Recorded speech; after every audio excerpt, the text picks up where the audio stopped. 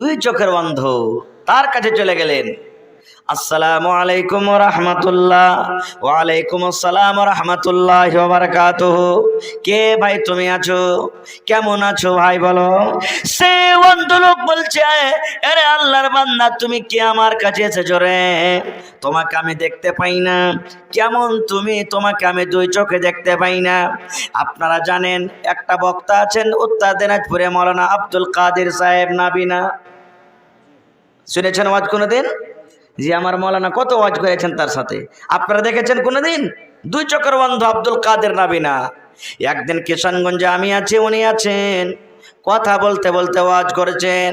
ওয়াজ করতে করতে বলছে, ভাইরে জীবনে আল্লাহ তাবারক ওয়া তাআলার দরবার আমি একদিন কাঁদেছি রে ভাই।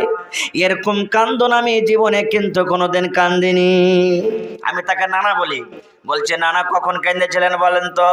বলছে, ভাই রে যেদিন আমার কলেজার টুকরা মেয়ের বিয়ে হয়, আমার মেয়ে যখন আমাকে কথা বলেন, আব্বা দোয়া দাও, আমি চললাম শ্বশুরের বাড়ি, আমি চলে গেলাম, তুমি একটু আমাকে দোয়া দাও। সেই দিন ভাই বেটির কথা শুনে আমার মন খানি এত কেঁদেছিল। রব্বুল আলামিন, আমার মেয়েটা এখন নতুন শাড়ি পরে কেমন লাগে, মেকআপ করে আছে, আমার মেয়েটাকে কেমন লাগে। আল্লাহ যদি এক সেকেন্ড, এক মিনিটের জন্য যদি তুমি আমার চোখ কান খুলে দিতে, আজ আমার জামাইটাকে দেখতাম। আজকে আমার মেয়ে বালিকা হয়ে গেছে, বড় হয়ে গেছে, আজকে নতুন বউ হয়ে শ্বশুর বাড়িতে চলে যাবে, জীবনের মতো একটা বার আমি তাকে দেখতাম। কিন্তু হায়রে আফসোস, আমি ভেতরে ভেতরে এত কানলাম রে ভাই। সেই দিন আমি জীবনের মতো সেই দিন আমি কোনোদিন আর কান্দিনি। এত কান্দন কেঁদেছি। তো চোখ যার নাই ভাই, দেখেন ওই লোকটার অবস্থা কি। তো বলছে, ভাই আল্লাহ তাবারক ওয়া তাআলা আমাকে সব দিয়েছেন, আমার কাছে কোনো জিনিসের কমি নাই।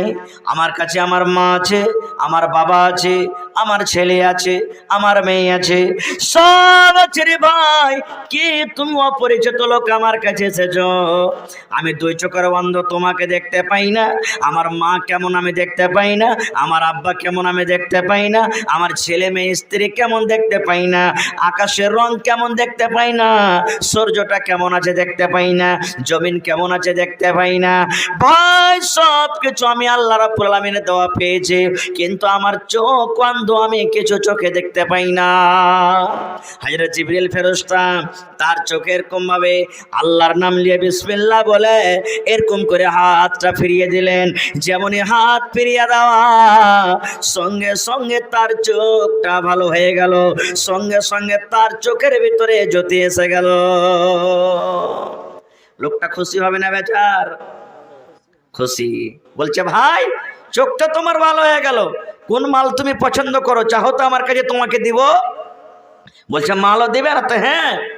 বলছে, ভাই তাহলে তুমি এক কাজ করো, একটা গাভীন বকরি আমাকে দিয়ে দাও, তুমি যাও একটা বকরি দিয়ে দাও, যে বকরির বাচ্চা হবো হ্যাঁ, যে 2-4 দিনে বাচ্চা হবে, এরকম তুমি আমাকে একটা বকরি দিয়ে দাও।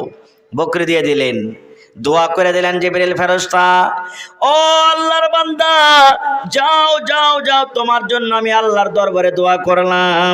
আল্লাহ যেন তোমার মালে বরকত দেয়, আল্লাহ যেন তোমার ছাগলে বরকত দেয়, আল্লাহ যেন তোমার বাড়িতে বরকত দেয়, আল্লাহ যেন তোমার জমি জায়গাতে বরকত দেয়, আল্লাহ যেন তোমার টাকাতে বরকত দেয়, বকরিতে বরকত দেয়।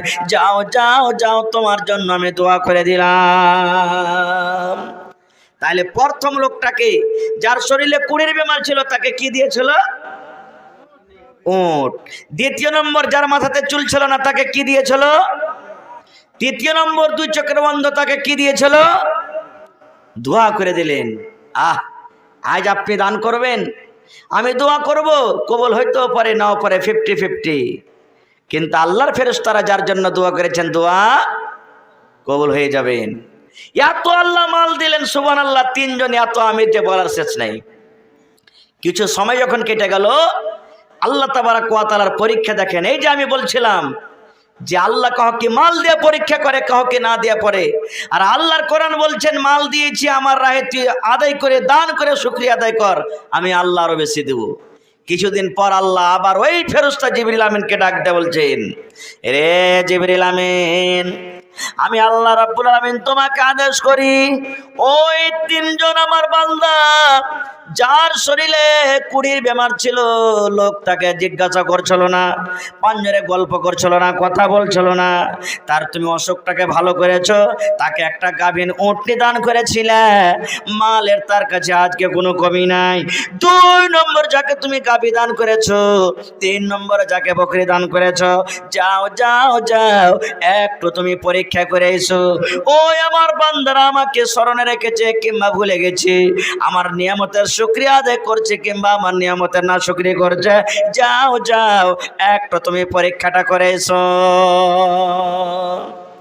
আবার জিবরিল ফেরেশতা মানুষের রূপে চলে এলেন। সর্বপ্রথম কার কাছে? যাকে উট দান করেছিলেন, তার বাড়ি চলে গেলেন। বাড়িতে যাওয়ার পর বলছেন, ভাই কেমন আছেন? আছি আলহামদুলিল্লাহ ভালো। কি খবর কহান? এখন দেখবেন বেশিরভাগই মালদার ধনী লোক যারা আছেন, কোন মৌলভী সাহেবকে দেখতে গেলে চেক হাতে করে এসেছে, মাথায় টুপি দাঁড়িয়েছে, মাদ্রাসার কালেকশন এসেছে, ওর মন ভারী হয় কি হয় না? বেশিরভাগই দেখবেন। জি না, আল্লাহ দিয়েছে বলে মাল আছে, মাল গাড়ির চাক্কায় আছে, কাল নাও থাকতে পারে, এই জন্য খবরদার এরকম মন ভারী করবেন না। খুব দেখেন, বুখারী শরীফের হাদিস কোনো গল্প কিস্সা কাহিনী নয়, হাদিসের কথা বলছি। এবার জিবরিল ফেরেশতা চলে এলেন, পাঞ্জরে বসলেন। কি খবর? এবার জিবরিল ফেরেশতা বলেন, ও ধনী লোক, ধনী ভাই শুনেলেন, আমি কলকাতা থেকে আসছি, কাটিয়ার আস্তে আস্তে আমার টাকা শেষ হয়েছে, আমি দিল্লি যাব, এখন আমার 3000 টাকার দরকার আছে ভাই, আমার পকেটে টাকা নাই, একটাও টাকা নেই আমার পকেটে।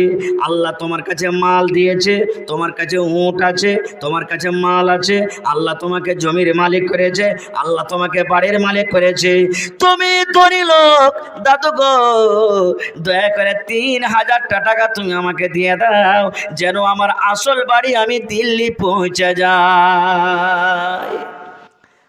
জিবরিল আমিন বলছেন এরকম ভাবে যে আমাকে দাও ভাই কিছু টাকা, আমি গরিব, আমার কাছে কিছু নাই, টাকা শেষ হয়েছে, আমাকে সাহায্য করো।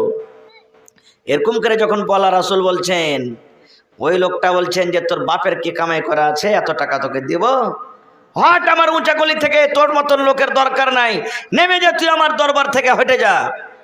কিন্তু জিবরিল আমিন বলেন, ভাই রে তুমি চিন্তা করো না, আল্লাহ তোমাকে মাল দিয়েছে, তোমার মাল কায়েম থাকবে, দাও ভাই টাকা দাও, তুমি 3000 টাকা মাত্র আমাকে দিয়ে দাও, দাও ভাই, আল্লাহ তোমাকে মাল দিয়েছে, সম্পদ দিয়েছে, তুমি আল্লাহর শুকরিয়া আদায় করো। এরকম ভাবে জিবরিল আমিন বলতে থাকেন। এক কথা দু কথা নিয়ে ওই ধনী লোকটা জিবরিল আমিনকে ধাক্কা দিতে একবারে রাস্তাতে নামিয়ে দিয়েছে। আর নামিয়ে দেওয়ার পর বলছেন, রে আল্লাহর বান্দা দরবেশ ফকির, আমার মতো ধনী লোক তোকে এত টাকা দিতে পারবে না। আর কি ফকির মিসকিন নাই যে তোকে একলা এতটি টাকা দিয়ে দিব, হট তুই আমার দরবার থেকে, তোকে দিতে পারবো না। খুব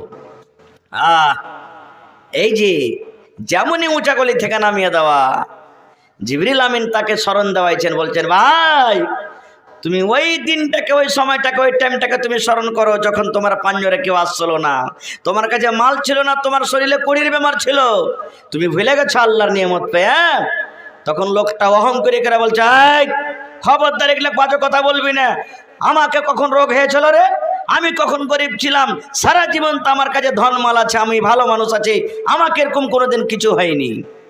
যখন ধাক্কা দিয়ে উঁচা গলি থেকে নামিয়ে দিলেন, জিবরিল আমিন আল্লাহর দরবারে দুহাত তুলে দিলেন, আল্লাহকে বলছেন, রব্বুল আলামিন তোমার এই নাফরমান গুনাহগার বান্দা, পাপী বান্দা, আল্লাহ তোমাকে বলে ভুলেছি, তোমার মাল পেয়ে ভুলেছে, আল্লাহ জি তাকে তুমি অমনি করে দাও যেমন লোকটা আগেকার টাইমে, আগেকার সমাতে ছিল, ওরকম রোগে বেমারিতে আক্রান্ত করে দাও, যেমন তার কাছে যেটা রোগ ছিল, ওরকম দরিদ্র গরিব করে দাও যেমন সে আগে গরিব ছিল।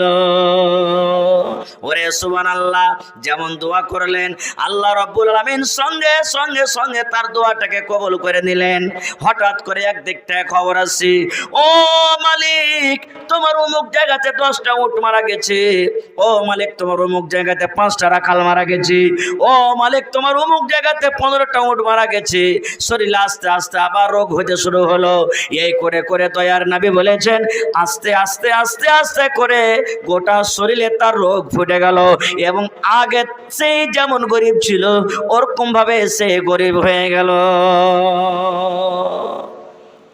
2 নম্বরে চলে গেলেন যাকে গাভী দান করেছিলেন, তাকে এরকম ভাবে কথা বলছেন, ভাই আমি নেপাল থেকে আসছি, কলকাতা যাব, 1000টা টাকার দরকার আছে ভাই, 1000টা টাকা দেন তো আমাকে।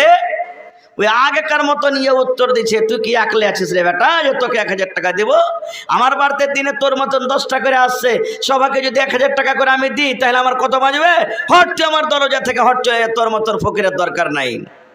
ওকে ধাক্কা দিয়ে নামিয়ে দিলেন, দোয়া করে দিলেন রব্বুল আলামিন, এই তোমার বান্দা তোমাকে ভুলে গেছে, তোমার নিয়ামত পেলে ভুলে গেছে রব্বুল আলামিন, এই লোকটাকে তুমি অমনি করে দাও যেমন লোকটা আগেকার টাইমে আগেকার সমাজে ছিল। ওরে সুবহানাল্লাহ, হঠাৎ করে খবর আসছে, মালিক ওই গাড্ডাতে পড়ে তোমার 10টা গরু মারা গেছে, অমুক রাখাল মারা গেছে, অমুক বিল্ডিং ধসে গেল, অমুক জায়গাতে তোমার ক্ষতি হয়ে গেল, মাথা থেকে আস্তে আস্তে চুল শেষ হয়ে গেল। এই করতে করতে দয়ার নবী বলেছেন আল্লাহর নাশকরি করার কারণে সমস্ত মাল তার ধ্বংস হয়ে গেল। 3 নম্বরে বাঁচলো কে? জোরে বলেন। অন্ধ লোক বাঁচলো, তার কাছে চলে গেলেন। অন্ধ লোকটা মনে হয় নাকি চিনে নিয়েছে, তাকে এরকম মনে হয়েছে, তাকে বসতে দিলেন। ভাই বসেন বসেন বসেন। আচ্ছা বসেন তো আপনি। জিবরিল আমিন বলছেন, ও তো জানে না যে এটা জিবরিল ফেরেশতা। বলছে ভাই একটু আমার দরকার ছিল। আরে পরে দরকার হবে, আরে বসেন, আগে শরবত খান, ঠান্ডা খান। এই যুগে যেমন আমরা কুটুমকে ঠান্ডা দিই, আরে বসেন পানি খান তারপরে তখন যাবেন। বলছেন না, মানে ফেরেশতারা তো কোনোদিন খানা পিনা খায় না, আমাদের মতন ফেরেশতারা কোনোদিন খানা খায় না, তো ও তো জানে না যে এটা ফেরেশতা। বলছে আরে বসেন না, যা দরকার আছে পরে হবে, কিন্তু আপনি বসেন। যখন খুব রিকোয়েস্ট করতে লাগলেন যে না ভাই আমি বসবো না, আমার খুব তাড়াঘোড়া আছে, তখন অন্ধ লোকটা বলছেন কি হয়েছে ভাই বলেন তো। ওরে সুবহানাল্লাহ, এবার এই ফেরেশতা বলছেন, আরে আল্লাহর বান্দা আমি গরিব মানুষ, আমার কাছে টাকা নাই পয়সা নাই ভাই রে, আমার পেটে ক্ষুধা লেগেছে, আমার ছেলে মেয়েরাকে হয়তো বাড়িতে খাবার লাগবে, আল্লাহ তোমাকে মাল দিয়েছে, সম্পদ দিয়েছে, দয়া করে তুমি একটা বকরি গলা আমাকে দিয়ে দাও, একটা তুমি ছাগল দিয়ে দাও, ওই ছাগলটা আমি বাজারে বিক্রি করব, আর বিক্রি করে আমার ছেলে মেয়েদের জন্য আমি রোজি রুটি নিয়ে যাব। সুবহানাল্লাহ। ওই লোকটা তখন কি বলছেন, ভাই একটা তুমি বকরি চাইছো, হাত খানটাকে ধরে টানতে টানতে টানতে যে জায়গাতে যে ময়দানে বকরি রাখা আছে ওই ময়দানটাতে নিয়ে যা। বলছে ভাই একটা বকরি কেন, তোমার 6টা বকরির দরকার আছে, তুমি নিয়ে চলে যাও, কারণ আমি জানছি যে তোমার মতনই লোক একটা আমাকে সেরকম ভাবে বকরি দান করে গেছিল।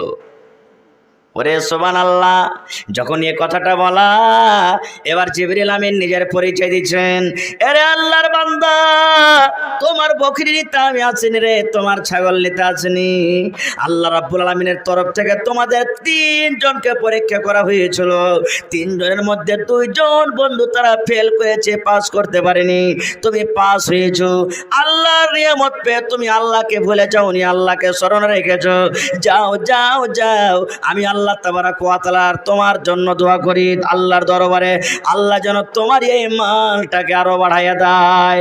তাই আল্লাহ তাবারাক ওয়া তাআলা বলেন বান্দারে, লাইন শাকারতুম লাযিদান্নাকুম, বান্দা